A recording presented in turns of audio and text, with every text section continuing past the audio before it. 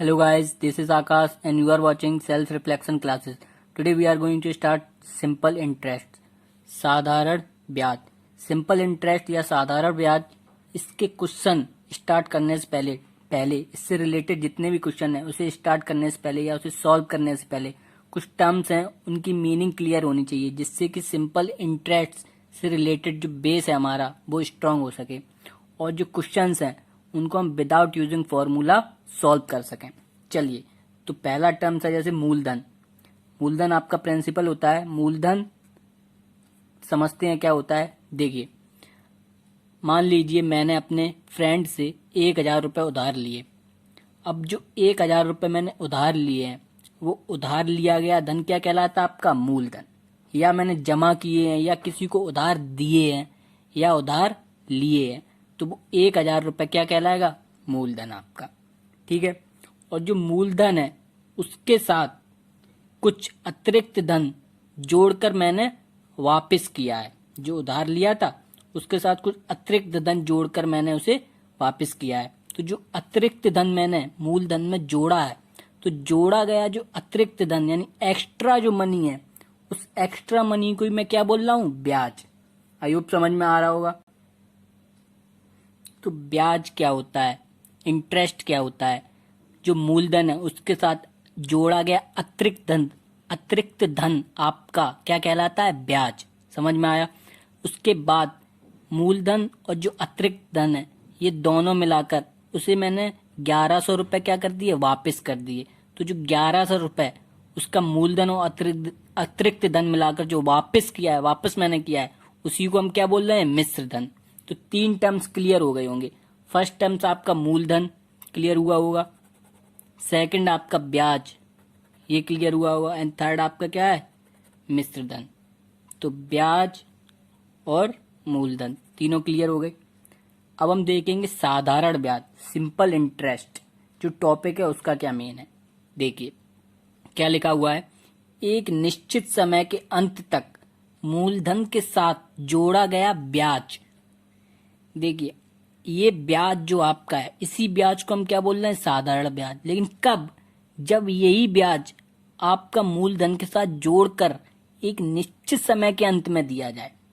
आपको एक टाइम दे दिया गया है, मान लीजिए 1 साल का टाइम दिया है, 1 ईयर. आपको 1 साल के बाद रुपए वापस करने हैं. कितने ब्याज पर? जितना ब्याज बताया गया है. 100 रुपये उसने बताया था, तो 100 रुपये ब्याज पर जो मैं 1 साल बाद वापस करूंगा, तो उसके बाद जो ब्याज वापस करूंगा उस ब्याज को मैं क्या कहूंगा? साधारण ब्याज, सिंपल इंटरेस्ट. एक निश्चित समय आ जाता है तो हम क्या कह देंगे? उसे सिंपल इंटरेस्ट. समझ में आया. तो नेक्स्ट टर्म्स क्या है उसे देखते हैं. नेक्स्ट टर्म्स है आपका दर यानी रेट. दर क्या होता है चलिए इसे देखते हैं. एक निश्चित समय अंतराल में लिए गए धन का भाग. देखिए, लिए गए धन यानी जो आपने धन लिया था, उधार लिया था, यानी मैंने 1,000 रुपये उधार लिए थे, उस 1,000 रुपये जो धन का भाग है वही क्या है? आपका रेट. यानी जो 1,000 जो आपका ब्याज था, ये एक निश्चित समय अंतराल में दिया था.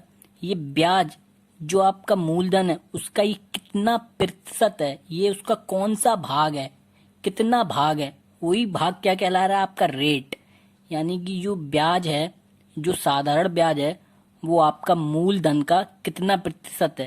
तो लिया गया भाग 100 कुल में से. ये मैं ऑलरेडी परसेंटेज वाले चैप्टर में जो प्रतिशत मैंने चैप्टर पढ़ाया था उसमें ऑलरेडी समझा चुका हूँ आपको. तो कुल भाग 1,000 था, उसमें से लिया हमने कितना? 100. यानी जो ब्याज है वो कितना लिया हमने? 100. तो जो ब्याज लिया 100, ये कितना हुआ? 10%. तो इसी को हम दर बोलेंगे. क्या बोलेंगे? दर. आई होप समझ में आ रहा होगा. तो जो दर है, जो आपकी रेट है, एक निश्चित समय अंतराल यानी एक टाइम पीरियड में होगी. एक टाइम पीरियड होता है. इसका टाइम पीरियड क्या हो सकता है? देखिए, आप समझने की कोशिश कीजिए. ये आपका तिमाही हो सकता है, अर्धवार्षिक हो सकता है, हाफ ईयरली, और आपका वार्षिक हो सकता है. वार्षिक हो सकती है यानी एनुअल.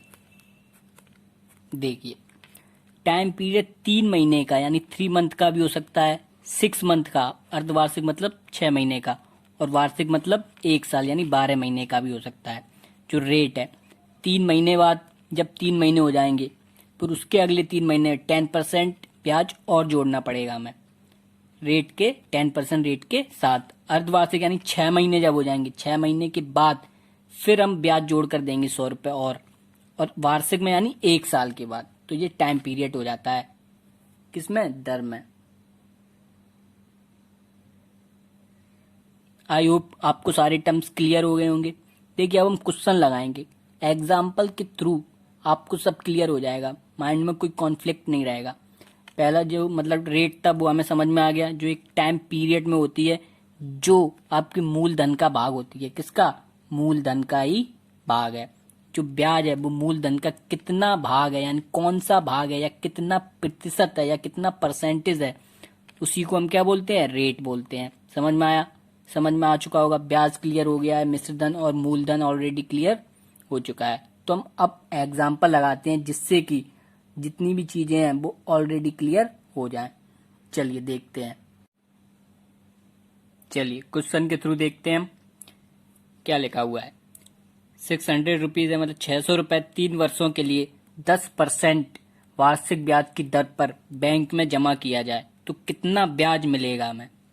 चलिए कितना ब्याज मिलेगा देखते हैं, कितना ब्याज मिलता है। जो टर्म्स हैं उन टर्म्स को माइंड में क्लियर रखिए, मीनिंग वर्ड की जो मीनिंग है उनको क्लियर रखिए। आपका देखना विदाउट यूजिंग फॉर्मूला आंसर आएगा। देखिए चलिए सॉल्यूशन स्टार्ट करते हैं। 600 रुपीज है जो आपने जमा किए हैं बैंक में, 10% वार्षिक ब्याज की दर पर, ब्याज की दर यानी रेट कितना है 10%। ये 10% जो रेट है आपका वो ब्याज है ना, तो जो ब्याज आपका लिया गया है वो किस में से लिया गया है 10%, आपके मूलधन में से। तो आपका मूलधन कितना है 600 रुपए, तो 600 रुपए का 10% कितना हुआ आपका 60 रुपए। 600 का 10% 10% कितना हुआ 60। तो जो 60 रुपए हुआ है वो आपका ब्याज है। वार्षिक टाइम पीरियड कितना दिया है, वार्षिक यानी एनुअल, याद रखना 1 साल। तो 1 साल तक तो आपको 60 रुपए देने ही होंगे, 1 साल के बाद 60 रुपए और एक्स्ट्रा देने होंगे जब आपके 2 साल हो जाएंगे। समझ में आ रहा है। जैसे फर्स्ट ईयर है तो इसमें जो ब्याज है वो आपका कितना हुआ 60 रुपए हुआ। इसका मतलब ये टाइम पीरियड यानी 1 साल का टाइम पीरियड है आपके पास, 3 वर्ष के लिए आपने जमा किए हैं। तो दूसरा जो साल होगा उसमें भी 60 रुपए आपके लगेंगे, 10% वार्षिक ब्याज है ना। और तीसरा साल आया उसमें भी आपको 60 रुपए देने होंगे। तो 3 साल में ब्याज कितना हो गया 60 रुपए जे प्लस 60 रुपए सेकेंड ईयर के और थर्ड ईयर के भी 60 रुपए, क्योंकि टाइम पीरियड 1 साल का टाइम पीरियड 10% जो है वो है। जो टाइम पीरियड 1 साल का है ना उसमें 10% ब्याज लग रहा है।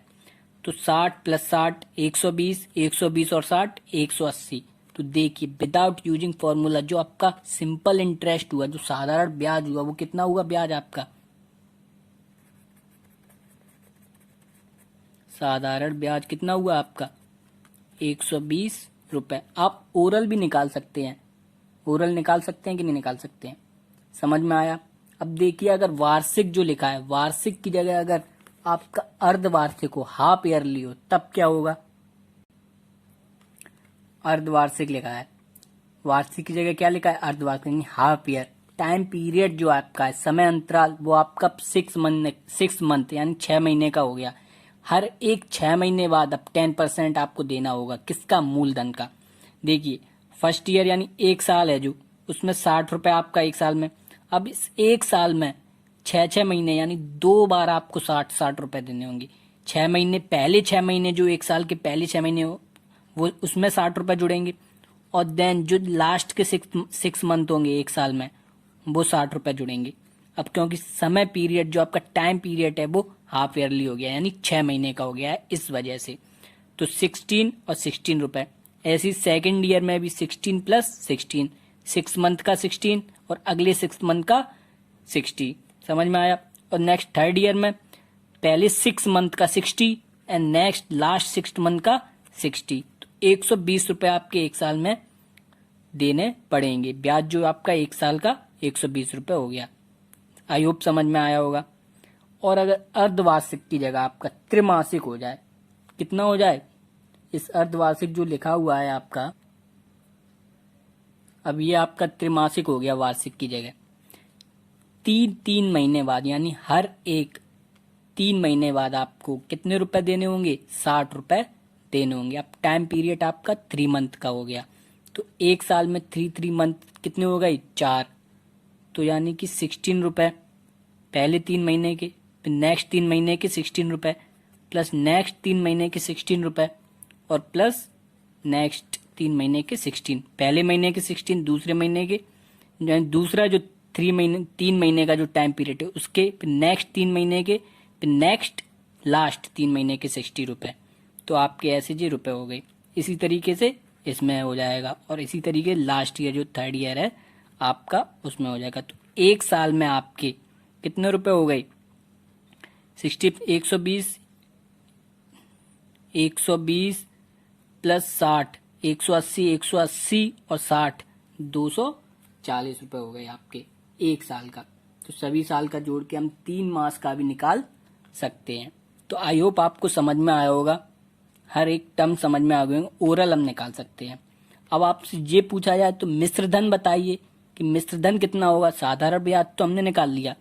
मिश्र धन अगर पूछा जाए जो 600 रुपए है, 600 रुपए, उसमें आप साधारण ब्याज जोड़ दीजिए 600 प्लस एक साल का वार्षिक ब्याज की दर जब थी आपकी 10%, तब आपका कितना निकला था? 120। तो 120 जब आप इसमें जोड़ देंगे, ऐड कर देंगे, तो आपका आ जाएगा 720 रुपए। ये आपका मिश्र धन आ गया। क्या आ गया? मिश्र धन। आई होप समझ में आ गया होगा आपके। तो चीजों को पढ़ते रहिए। आपको जो क्वेश्चन सॉल्व करने हैं ऐसे ही करने हैं। 600 रुपए है, उसका परसेंटेज निकाल लीजिए, क्योंकि जो परसेंटेज है वही आपका ब्याज है। अब ब्याज को देखिए किस टाइम पीरियड में दी गई, समय अंतराल क्या दिया गया है, वार्षिक दिया है, अर्धवार्षिक दिया है या त्रिमासिक दिया है। तो क्वेश्चन को आप ओरल भी सॉल्व कर सकते हैं विदाउट यूजिंग फॉर्मूला। फॉर्मूले का मैंने यूज किया? बिल्कुल यूज नहीं किया। चीजें जो टर्म्स थी उनका मीनिंग हमने समझा और उन मीनिंग के बेसिस पे क्वेश्चन को सॉल्व किया। तो ऐसी चीजों को समझते चलिए। नेक्स्ट वीडियो में कंपाउंड इंटरेस्ट जो आपका होता है चक्रवृद्धि ब्याज, उसको समझेंगे, और उसको भी हम विदाउट यूजिंग फॉर्मूला समझेंगे। कोई फॉर्मूले का यूज नहीं करेंगे, उसी से हम क्वेश्चन को सॉल्व भी करेंगे। ठीक है, तो चीजों को पढ़ते रहिए, समझते चलिए। ठीक, तो मिलते हैं फिर नेक्स्ट वीडियो में। अपना ख्याल रखिए, अपनी फैमिली का रखिए और आसपास के लोगों का ख्याल रखिए।